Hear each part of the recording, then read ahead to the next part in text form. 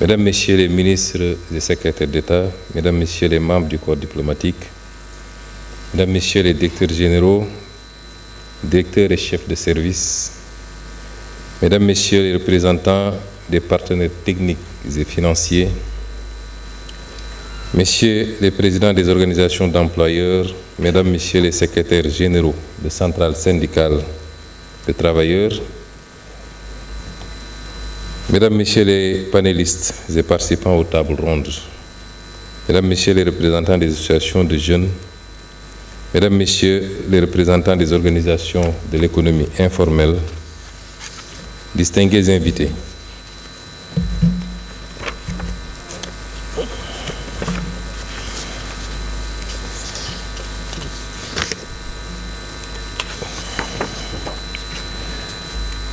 Nous avons tenu, durant ces journées de réflexion collective, un dialogue social sincère et stratégique autour d'un enjeu central, qui est l'emploi, l'employabilité et l'avenir de notre jeunesse dans une économie en mutation. Dans le cadre du portefeuille de projets et programmes prioritaires de l'agenda national de transformation Sénégal 2050, deux programmes structurants traduisent notre volonté d'agir avec ambition, rigueur et méthode pour répondre à ce défi. Il s'agit du programme de la grande offensive de la formation professionnelle, du développement de l'emploi et du développement massif de la formation professionnelle duale, et du programme national de promotion de l'emploi à travers la Grande Coalition pour l'emploi. Pour ce qui est du programme de la Grande Offensive de la formation professionnelle, du développement de l'emploi et du développement massif de la formation professionnelle duale, ce programme constitue l'épine dorsale de notre politique de souveraineté par le capital humain et son ambition est claire. Faire de la formation professionnelle, depuis les niveaux infra-baccalauréat jusqu'au doctorat, un levier massif de transformation structurelle de notre économie, d'inclusion des jeunes et d'élévation des compétences dans les secteurs moteurs de la croissance. Les axes majeurs de ce programme incluent la massification de l'accès à la formation professionnelle qualifiante avec la réhabilitation et la mise à niveau d'instituts, d'écoles d'ingénieurs, de lycées techniques et de centres de formation ancrés dans nos territoires. Le déploiement à grande échelle de la formation professionnelle duale en articulation directe avec les entreprises et les branches professionnelles. L'ingénierie territoriale de la formation pour aligner les compétences formées sur les réalités économiques régionales.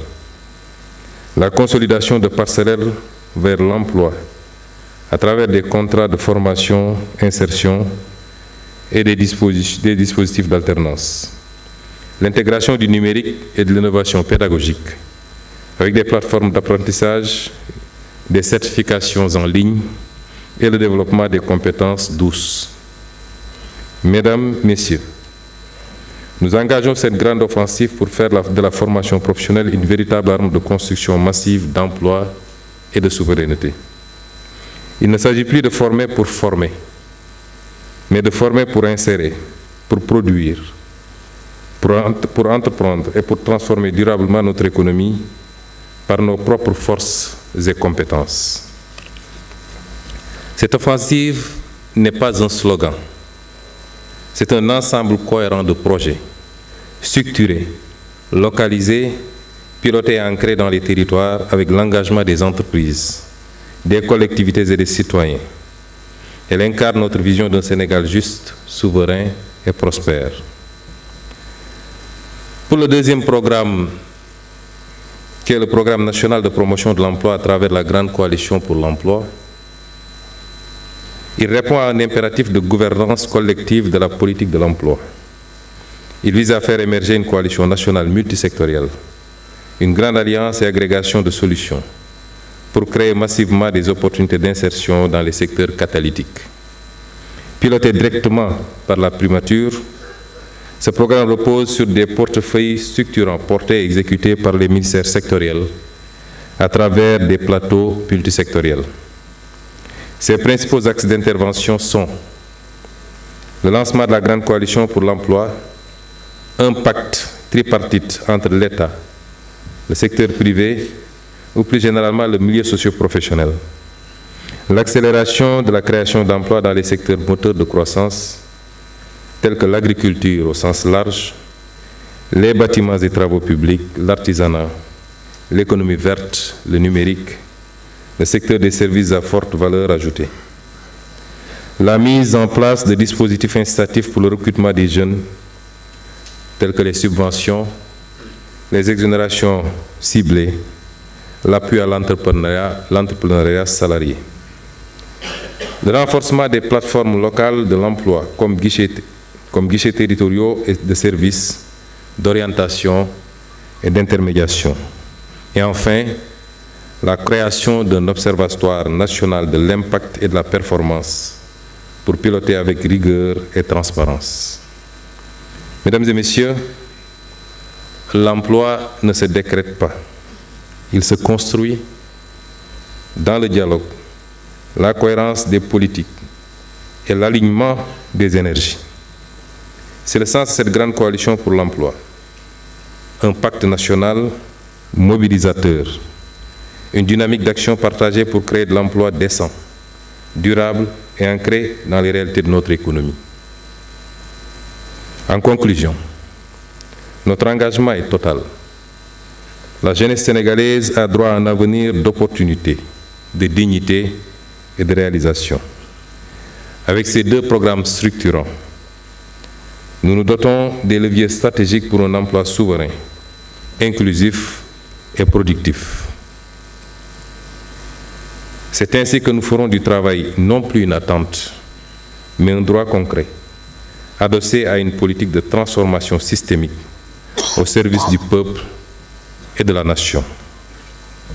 Mesdames et messieurs, je viens de vous lire le discours qui a été préparé par mes services et qui est fondamentalement adossé sur les travaux qui sont en cours au sein de la primature dans le cadre de la déclinaison ou de la mise en œuvre de l'agenda de transformation systémique. Ces deux programmes sont des programmes phares, c'est pourquoi on les a alignés dans ce qu'on appelle les programmes catalytiques, qui constituent les programmes les plus importants dans le portefeuille programme. Je voulais dire que ce que j'ai lu et ce qui a été présenté comme rapport des travaux que vous avez à mener pendant ces 2 jours constituent des professions de foi, des projections et des vœux. Il n'en a pas manqué dans le passé au Sénégal et je pense que des regroupements comme celui-là, sous cette forme ou sous d'autres formes, on en a tenu des dizaines, voire des centaines dans ce pays. Il est temps que nous puissions passer à l'action concrètement.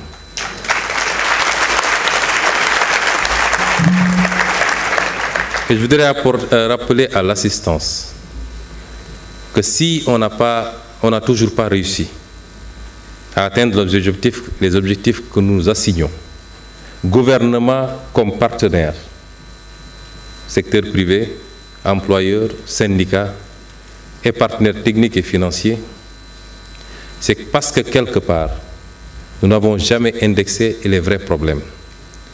Coucher un programme sur un papier n'est pas le plus difficile. Et quelles que soient les imperfections des programmes, leur réalisation stricte aurait abouti à plus de résultats que ce qu'on a enregistré jusqu'à présent. Le vrai problème de ce pays, c'est que nous ne sommes pas productifs. Et nous n'avons jamais travaillé sérieusement à bâtir une économie solide, saine et sérieuse. Je l'ai dit tout tantôt, l'emploi ne se décrète pas. Il n'est que la résultante des performances que nous réalisons, particulièrement dans ce domaine qui est l'économie. Et c'est illusoire de penser que l'emploi tomberait du ciel simplement parce que nous avons ce vœu, si nous ne nous attaquons pas sérieusement à ce problème. Le second problème est celui de la mobilisation des moyens endogènes du financement pour répondre à nos ambitions et pouvoir avoir plus ou moins d'autonomie par rapport à cela. Mesdames et messieurs, sur la période 2014-2023, l'activité économique au Sénégal a cru en moyenne de 5,3% annuel, contre 3,3% sur la période 2000-2013. Mais si on exclut de cette croissance le PIB non agricole, qui s'est accéléré qu'entre 2014 et 2017, ça veut dire que depuis 2018, nous sommes dans une dynamique de décélération. Si on l'enlève, et si on enlève de cette croissance également le secteur des hydrocarbures, la croissance moyenne a été de 3,1%. Si vous la corrélez au courant démographique, vous vous rendez compte que nous n'avons pas suffisamment été productifs, nous n'avons pas pu dégager suffisamment de marge pour que cela puisse générer de la redistribution.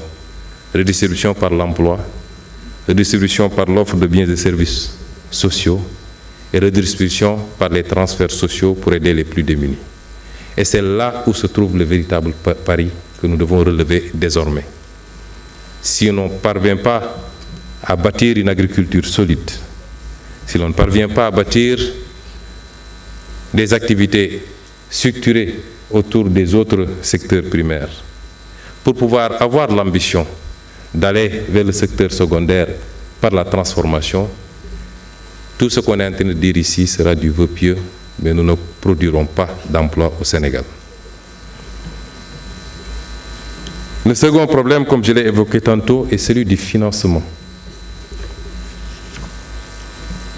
Nous sommes dans le même schéma qu'il faut aujourd'hui complètement bannir, il faut en sortir.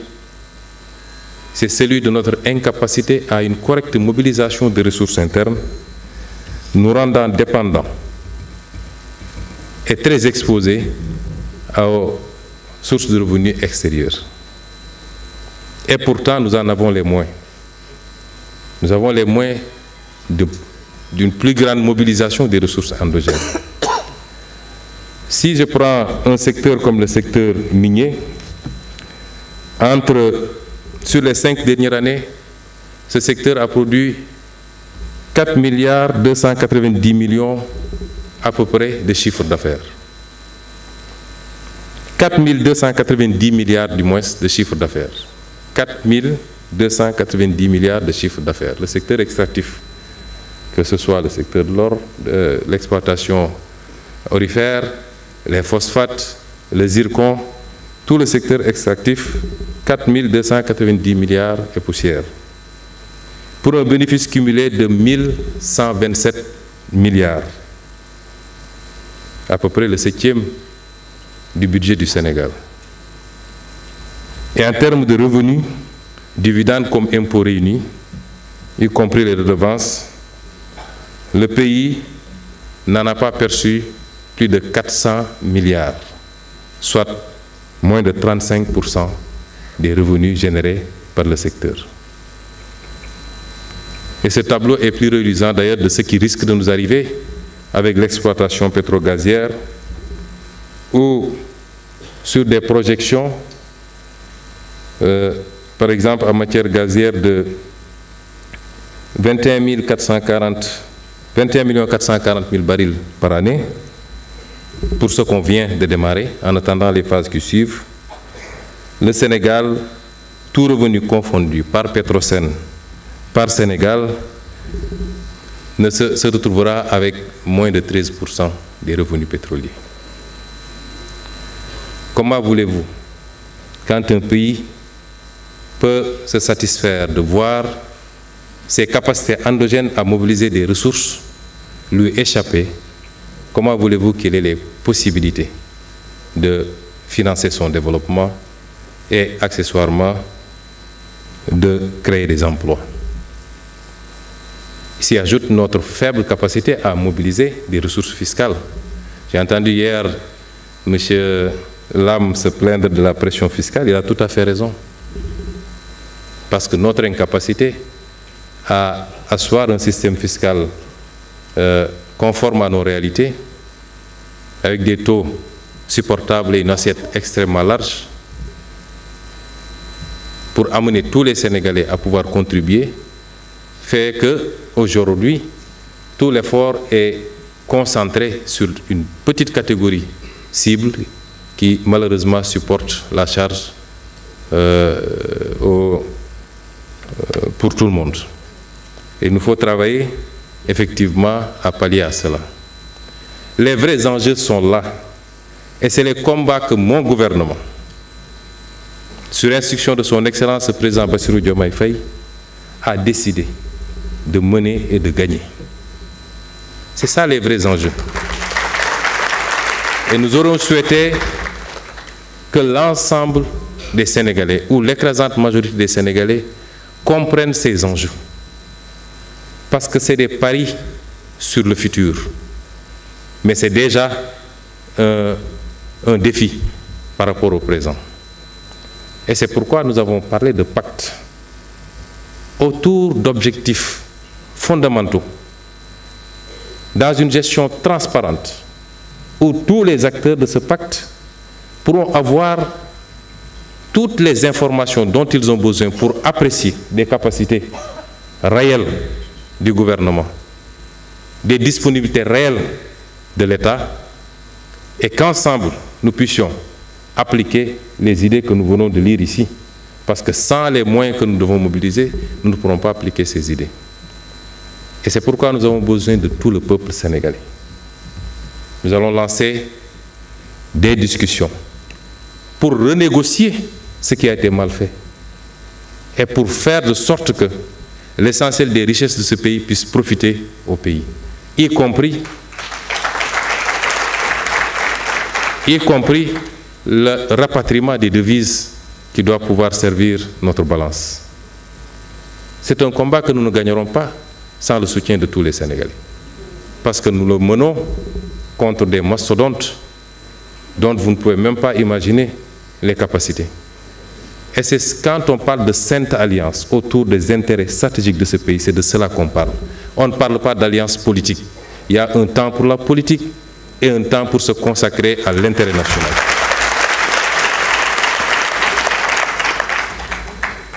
Vous voyez un pays comme le Qatar, 70%, c'est le pays qui connaît le plus fort taux de croissance depuis plusieurs années dans le monde, atteignant par moment 18% de taux de croissance, mais c'est parce qu'il y a eu une bonne gestion de ces ressources. Et c'est le cas de tout le Moyen-Orient. Donc, chers panélistes, voilà les grands enjeux. Je n'épiloguerai pas, il y a ce qui a été fait à la primature avec 2 programmes catalytiques qui, s'ils sont réalisés, nous feraient faire des bons significatifs, qualitatifs dans notre politique d'emploi. Il y a ce qui a été lu ici, et les 2 ne sont pas exclusifs parce qu'on va faire la jonction et on va faire le pilotage au plus haut niveau. Mais, comme disent les Wolofs, balangana nam nefa. Amna lu ko jitu moy nañu defarwaat fexé ba mënal suñu bop ba téy suñu alal ci réew mi ba def preuve aussi de patriotisme ci liñu wara contribuer pour ñun ñëpp li jëm ci intérêt général. Si on gagne ce pari, on aura gagné le pari de l'emploi, on aura gagné le pari de l'offre des biens et services publics, on aura gagné le pari d'un secteur privé fort, parce que c'est le secteur privé qui tire l'emploi. En réalité, l'État ne fait qu'accompagner. On aura gagné le pari de la stabilité de notre pays. Je vous remercie.